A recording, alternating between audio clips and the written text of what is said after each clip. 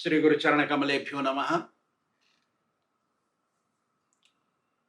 मैत्रेय मुनि कहते हैं कि जब भगवान ने देवताओं से कहा कि तुम डरो मत, ध्रुव ने तो मेरे में अपना सारा चित्त लगा दिया है।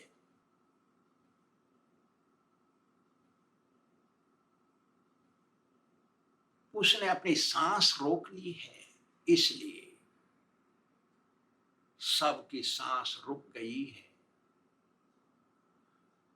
तुम सब अपने अपने स्थानों को चले जाओ, मैं उसके पास जाता हूं और उसको रोकता हूं। भगवान के इस प्रकार कहने से देवता सब अपने अपने स्थानों को स्वर्गलोक को चले गए। भगवान अपने गरुड़ पर बैठे और गए मधुबन ध्रुव के पास।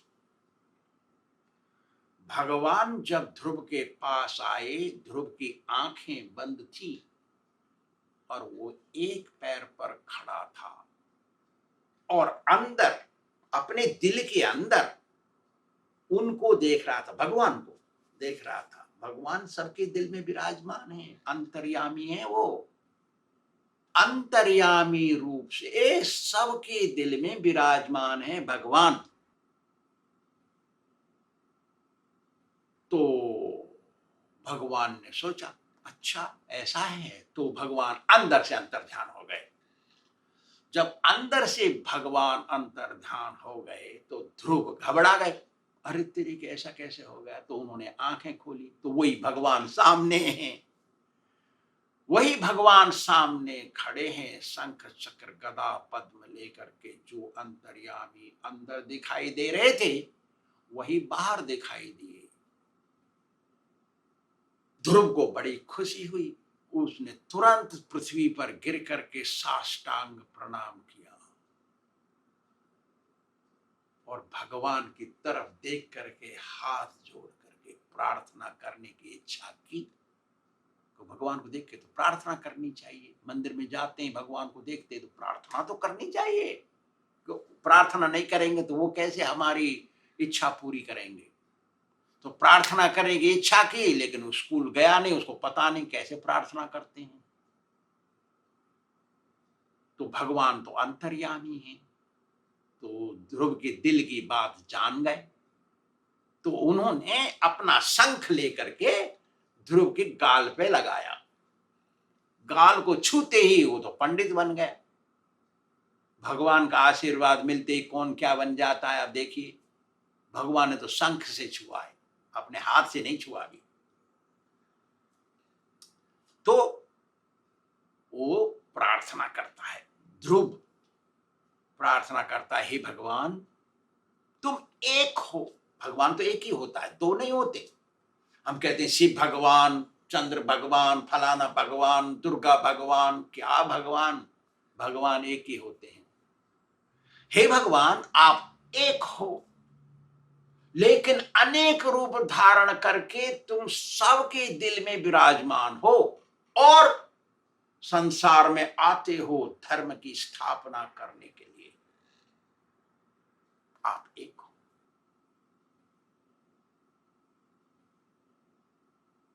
सब प्राणियों में विराजमान परमात्मा स्वरूप से आप इस जगत की आत्मा हो, सबके परमात्मा हो। आपकी प्रार्थना करने के कारण ब्रह्मा जी को दो चीज मिली, सृष्टि करने का ज्ञान और सृष्टि करने की ताकत, शक्ति। ता एंड पा। सृष्टि करने का ज्ञान, केवल ज्ञान से काम नहीं चलता, शक्ति भी चाहिए।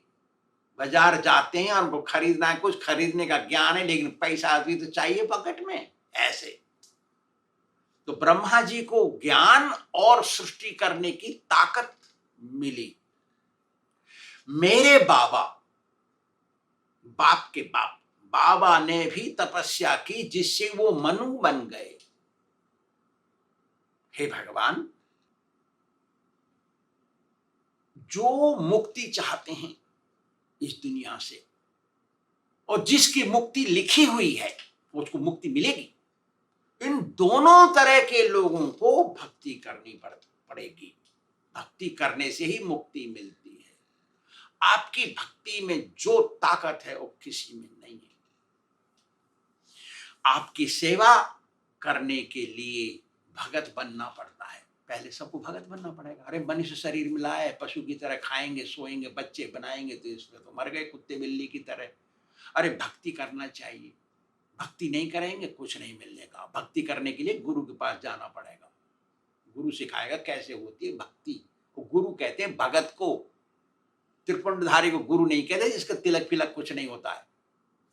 ऐसे को गुरु नहीं कहते। गुरु तो भजन करने वाला को कहते हैं। मान ले भजन करता है, अपने को भगत समझता है, भगवान को पूजा करने वाले का समझता है। ऐसा जो भौतिकवादी होते हैं, संसार केवल सांसारिक सुख चाहते हैं। गृहस्थ को तो सुख चाहिए इसलिए वो गृहस्थ बना। लेकिन वो भक्ति करे तभी तो गृहस्थ होगा। अरे खाली भौतिक संसार में रुपया कमाओ और खाओ, बच्चे बनाओ और सो जाओ और मर जाओ, ये तो मनुष्य स्वरूप का लक्ष्य नहीं है। ठीक है, घर बनाओ, पत्नी लाओ, बच्चे बनाओ, कमाओ, सही है, लेकिन भक्ति करो। उसको कहते हैं गृहस्थ, गृहस्थ आश्रम। सो भगवान की भक्ति मुख्य है।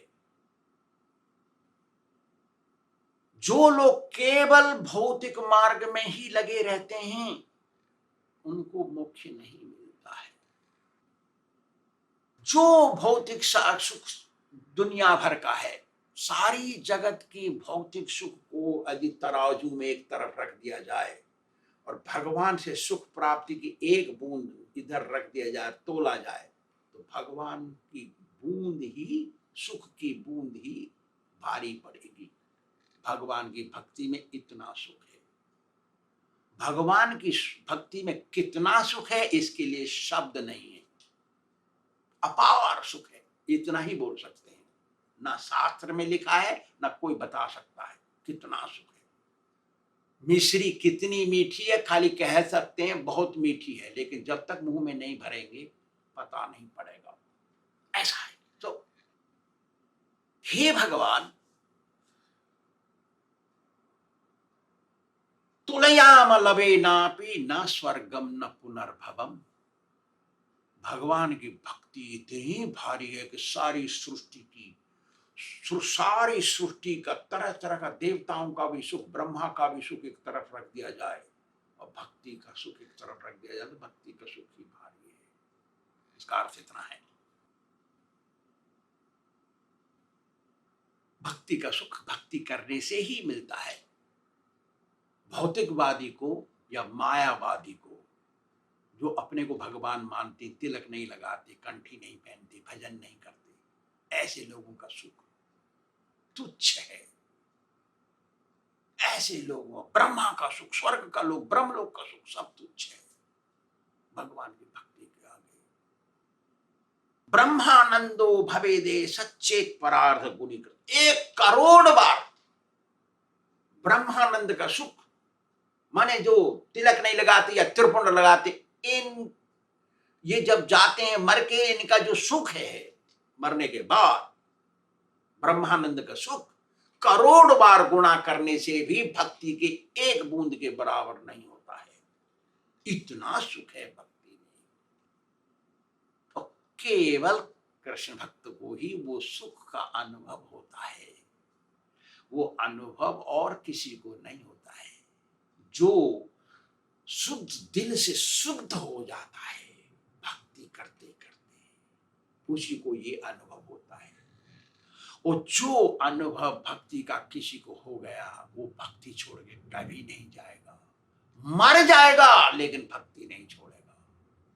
कोई बंदूक ला के दे गए, तेरे को शूट कर दूंगा, छोड़ भक्ति, तो कहेगा भैया शूट कर दे, मैं नहीं छोड़ रहा भक्ति। इतना प्रेम भक्ति में है, इतना आनंद है इसमें। और केवल भगवान के आशीर्वाद से ही ये सुख का अनुभव होता है।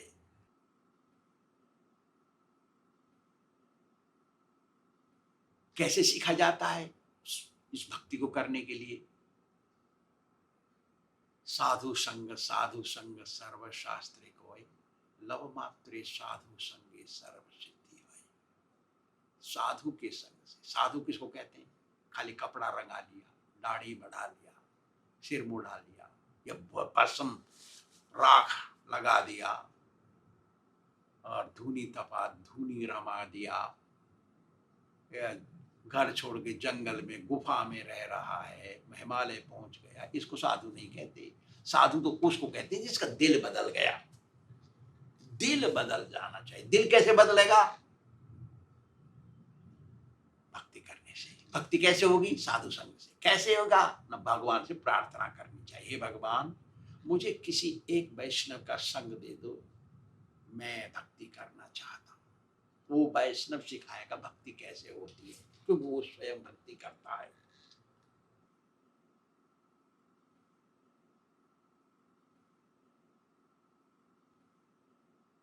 ध्रुव पश्चाताप करता है अंदर, दिल के अंदर, हे भगवान मैं तो तुच्छ हूं, मैं आपके पास आया भौतिक इच्छा लेकर के।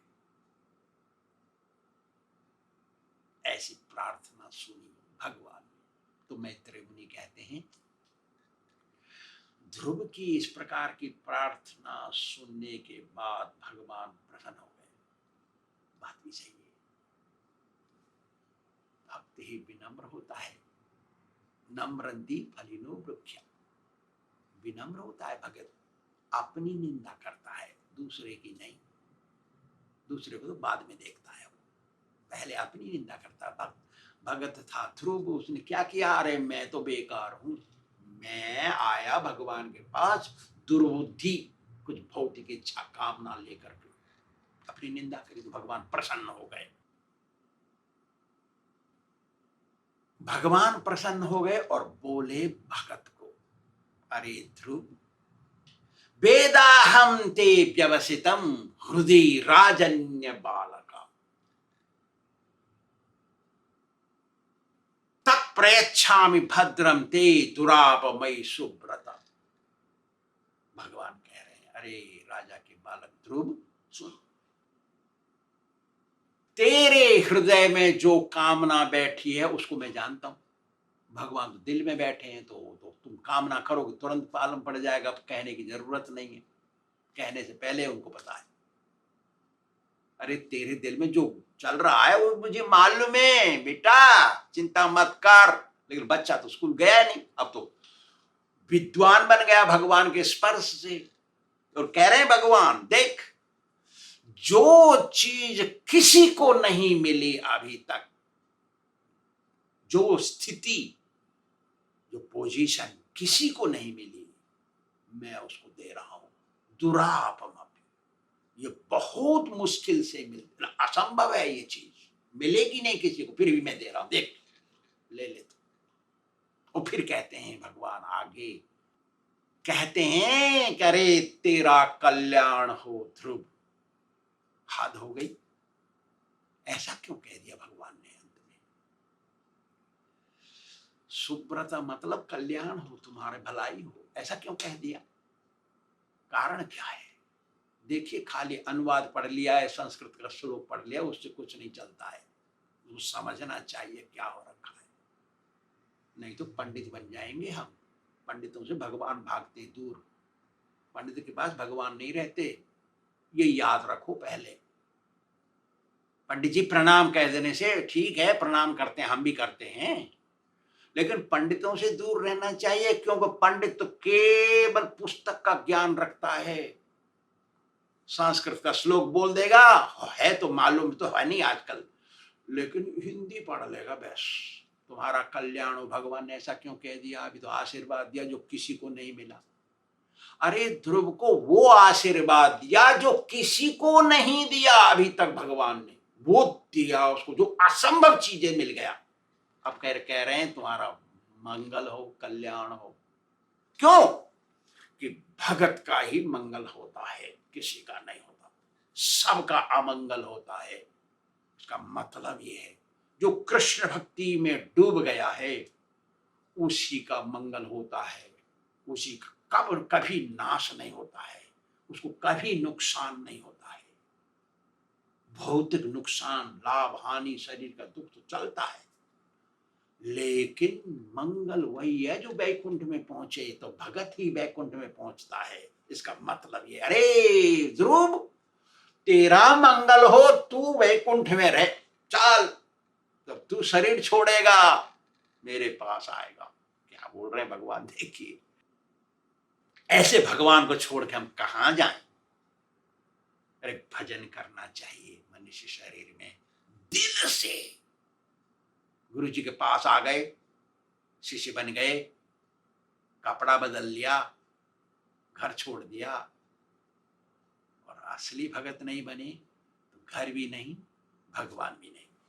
असली भगत बन जाना चाहिए, एक तरफ रहना चाहिए, चाहे इस पार या उस पार, दोनों तरफ रहेंगे तो बीच में गिर जाएंगे। दोनों तरफ पैर रखे नदी में गिर जाएंगे, दो नाव में पैर रखेंगे नदी में गिर जाएंगे, ग्रहा खा जाएगा, मतलब मृत्यु ले जाएगी हमको यमराज। अरे ध्रुव, जिस चीज को किसी ने प्राप्त नहीं किया उस चीज को मैं दे रहा हूं। देख, ये जो स्थिति है तेरी, इसके चारों ओर सारे मुख्य ग्रह घूमते हैं। अष्ट दिक्पाल है ना, ये मुख्य ग्रह हैं। ये तो ग्रह जो नवग्रह हम देखते हैं, ये ग्रह छोटे हैं, नवग्रह तो वो अष्ट दिक्पाल सबसे बड़े ग्रह हैं, वो घूमते हैं उस प्लानेट के, लोक के चारों तरफ परिक्रमा देते हैं, और डेली परिक्रमा, प्रतिदिन परिक्रमा पूरी करते हैं वो। अग्नि देवता, सप्त ऋषि, ब्रह्मा के मानस पुत्र भी परिक्रमा करते हैं। और ये जो लोक है वो ब्रह्मा के कल्प में भी नाश नहीं होता। ब्रह्मा मर जाता है, वो नाश नहीं होता। ब्रह्मा का कल्प दिन बीत जाता है, वो नाश नहीं होता। ऐसा लोक है वो, मैं तेरे को देता हूं, देख। ये निश्चल लोक है, चलायमान नहीं है, मतलब इसका कभी नाश नहीं होता। तू भी निश्चल है ना, तूने मेरी भक्ति करी निश्चल हो गए। आजकल तो मन निश्चल नहीं, चलायमान है। अभी भक्ति कर रहे हैं, आरती उतार रहे हैं, भगवान की सेवा कर रहे हैं, मंदिर में प्रसाद खा रहे हैं, और मन जा रहा है घर पे, दोस्तों के पास, मित्र के पास, या भैया भाभी के पास, मौसा मौसी के पास, पता नहीं किसके पास। इसको निश्चल भक्ति नहीं कहते। निश्चल भक्ति उसको कहते हैं भगवान के सिवा और कुछ नहीं दिखाई देता उसको, सब चीज को भगवान से जोड़ता है, भगवान के बिना उसको कुछ नहीं मालूम, उसको कहते हैं निश्चल भक्ति। अरे ध्रुव, तू निश्चल है, इसलिए तेरे नाम से वो लोग, वो उस जगह का नाम रखता हूं, उसका नाम है ध्रुव लोक। भगवान ने रखा ये नाम। अब मैंने तेरे को दे दिया जो चाहिए तुझे, तू अब घर जा, भगवान कह रहे हैं उसको। तेरे पिता तुझे राज सिंहासन पर बिठाएंगे, तू शास्त्र के नियम से राजपाट चलाएगा और 36,000 वर्ष तक राज्य करेगा। उस जमाने में, सतयुग में, मनुष्य की आयु होती थी 1,00,000 वर्ष, तो 36,000 वर्ष वो राज्य करेगा। भगवान ने बोल दिया और फिर कहा, जब तू राजा बन जाएगा ना, तेरा भैया उत्तम शिकार खेलने जाएगा और वहां पर मार दिया जाएगा। वो जब वो उसके मार दिए जाने की, हत्या का समाचार उसकी मैया को पता पड़ेगा, सुरुचि को, वो पागल हो जाएगी और भागेगी घर से और जंगल में चली जाएगी। वहां पर उसको जंगल में आग लग जाती है अपने आप, उसको कहते हैं दावाग्नि, तो वहां चल के मर जाएगी वो। तू बहुत बड़े बड़े यज्ञ करेगा दक्षिणा समेत, अच्छी दक्षिणा से यज्ञ करेगा। दक्षिणा देना चाहिए, यज्ञ में कंजूसी नहीं करना चाहिए, नहीं तो यज्ञ नहीं कराना चाहिए। यज्ञ कराए तो खुले दिल से दक्षिणा देना चाहिए, तभी यज्ञ का परिणाम मिलता है। तो तू वो है ध्रुव, तू बड़े बड़े यज्ञ करेगा दक्षिणा समेत, भगवान ने कहा। और अंत काल में तू मेरी याद करेगा सो मेरे लोक में आएगा। अंत कब होगा ध्रुव का? जो भगवान चाहेंगे तब होगा। अंत काले तू मामेव स्मरण मुक्त्वा कलेवरम, भगवान कहते हैं अंत में जो मेरा स्मरण करता है वहीं जाएगा वो। बहुत अच्छा, भगवान इस सब कहे और चले गए। भगवान जब चले गए, मैत्रेय मुनि कहते हैं कि ध्रुव अंदर अंदर अभी भी जल रहे थे अग्नि से। कौन सी अग्नि? अपनी सौतेली मां के बागबान की, जो तिरस्कारमय बागबान बुरे शब्द बोले थे उसकी सौतेली मां ने, वो जला रहे थे। तो क्षत्रिय का बच्चा है, करेगा क्या? वो उसको जला रहे थे। इसलिए हे विदुर, उसने भगवान को देखने पर भी मुक्ति नहीं मांगी, क्योंकि उसका मन चलायमान था, एक जगह नहीं था। इसलिए हम अपने शिष्यों को कहते हैं कि देखो, एक ही कुरुनंदन भगवान भगवत गीता में अर्जुन को ऐसा ही कहे ना, अरे तुम इधर इस पार रहो या उस पार रहो, दोनों तरफ क्यों रह रहे हो? एक साथ दो पैर दो छोर में लगा रहे हो, दो नाव में मत बैठो एक बार में। हम ऐसा ही कहते हैं अपने शिष्यों को, और ऐसा ही करना चाहिए। तो उसके दिल में चल रहा था मैया का बागबान, इसलिए वो भूल गया भगवान को अपना मोक्ष मांगने का, पूछने का।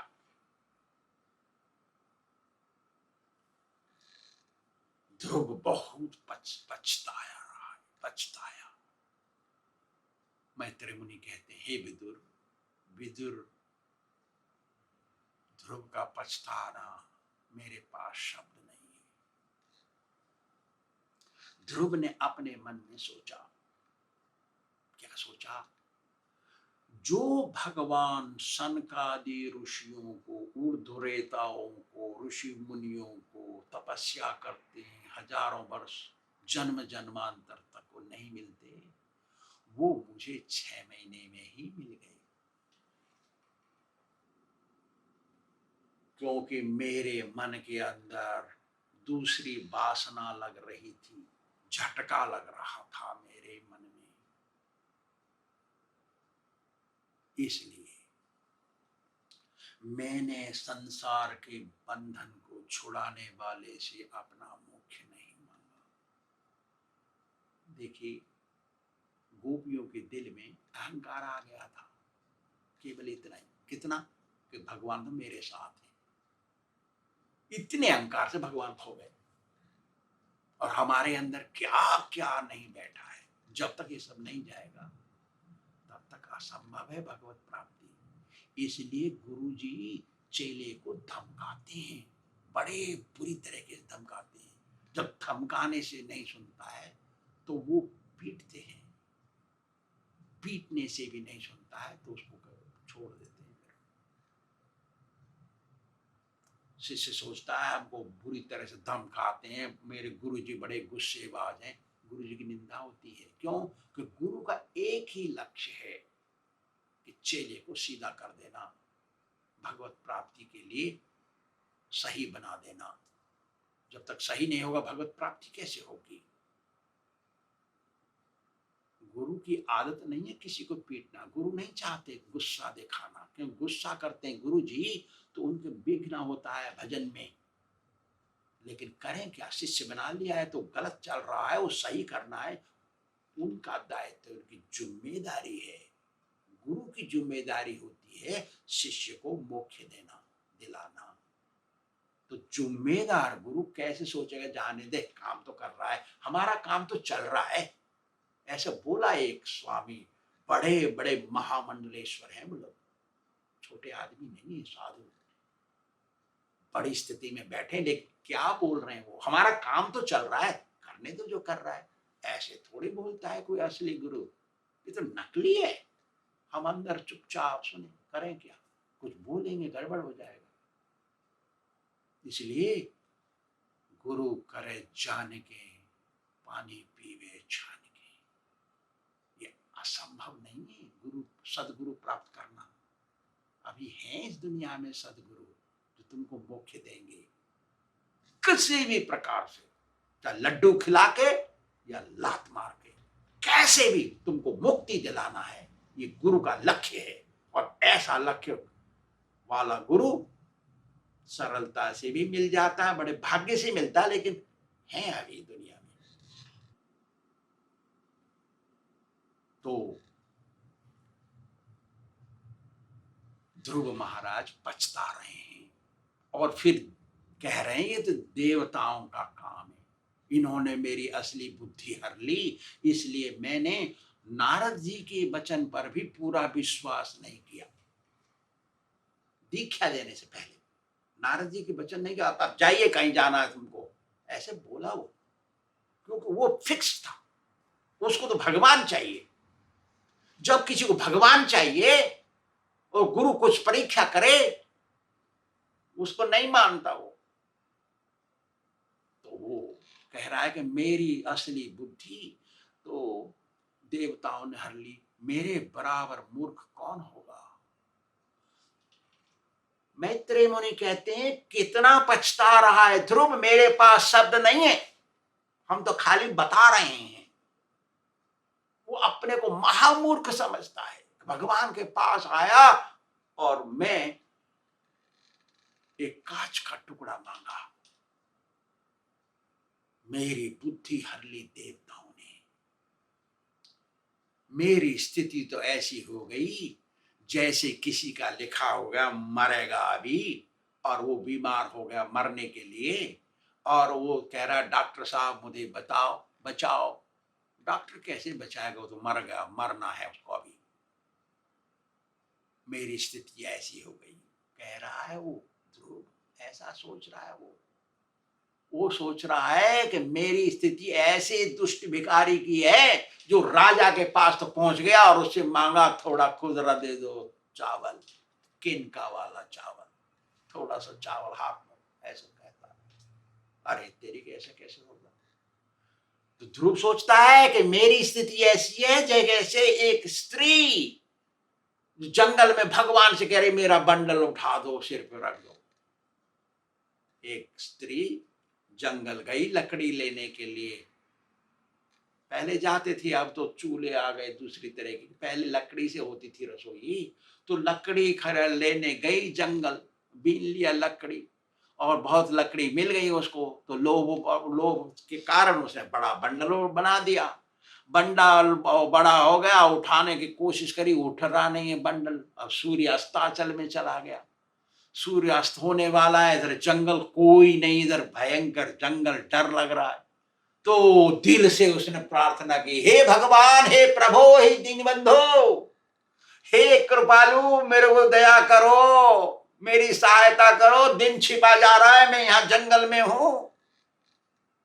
भगवान तो दिल की प्रार्थना सुनते हैं, तो दिल से उसने प्रार्थना की, भगवान भाग के आ गए।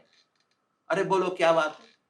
हाँ हाँ बहुत अच्छा, और आप बहुत दयालु हैं, मेरी प्रार्थना सुन ली, और बहुत अच्छा आप आए। क्या बात है बताओ, क्या चाहिए तुमको? ना मेरा ये बंडल लकड़ी का सिर पे उठवा दो, उठा दो। अच्छा, उठा दिया भगवान ने, चली आई। तो ध्रुव महाराज सोच रहे हैं कि मेरी बुद्धि ऐसी भ्रष्ट हो गई, मैं आया भगवान के पास, भगवान मुझको मिल गए, मैं आया हीरा लेने के लिए, कांच के टुकड़े लेके चला जा रहा हूं। ऐसा पश्चाताप। उच्च पद एक कांच का टुकड़ा है, ध्रुव लोक कांच का टुकड़ा है।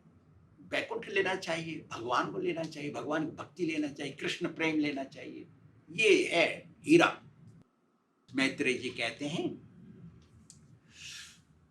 भक्त जो होते हैं ना, भगवान से प्रार्थना करते हैं ना, वो भगवान से कुछ नहीं चाहते, केवल उनसे उनकी भक्ति चाहते हैं। जो भक्त भगवान की भक्ति चाहता है वही असली भगत है। और भक्ति करते करते भगवान मिलते हैं, भगवान मिल जाते हैं तो भक्ति करते। मम जन्मनि जन्मनीश्वरे भवताद भक्तिर अहेतुकी त्वयि।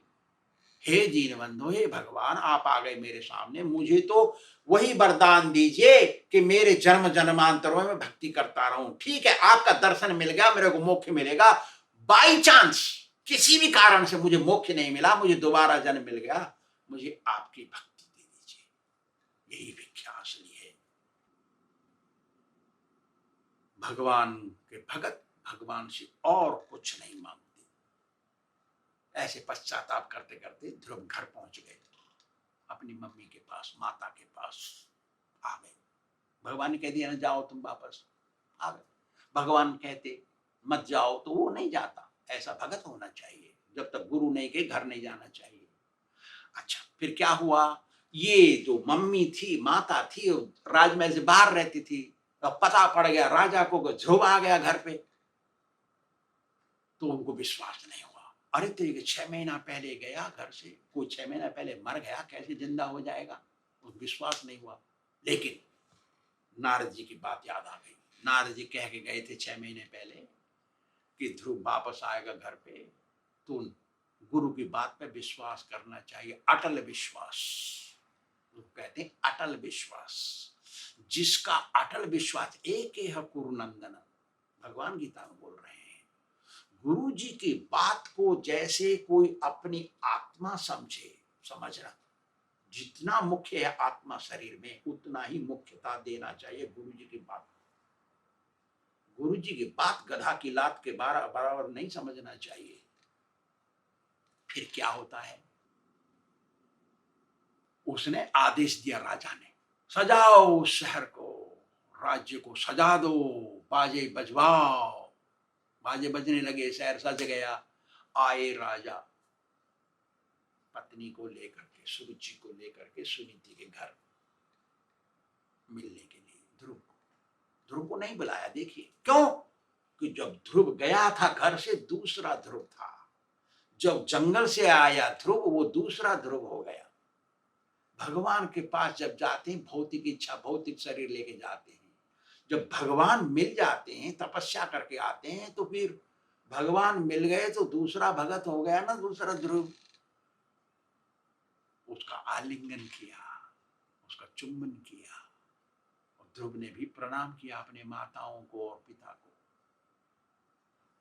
ध्रुव को देखा राजा ने, और अपने को देखा, अरे मैं तो बूढ़ा हो रहा हूं, ध्रुव बड़ा हो रहा है, ठीक है इसको राजा बनाते हैं, फिर हम तपस्या करने जाएंगे।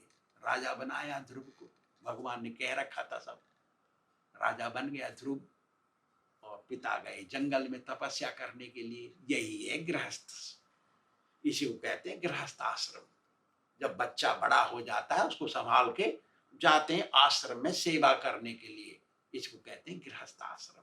दूसरे तो गृहमेधी हैं, कुत्ते बिल्ली की तरह मरते रहते हैं।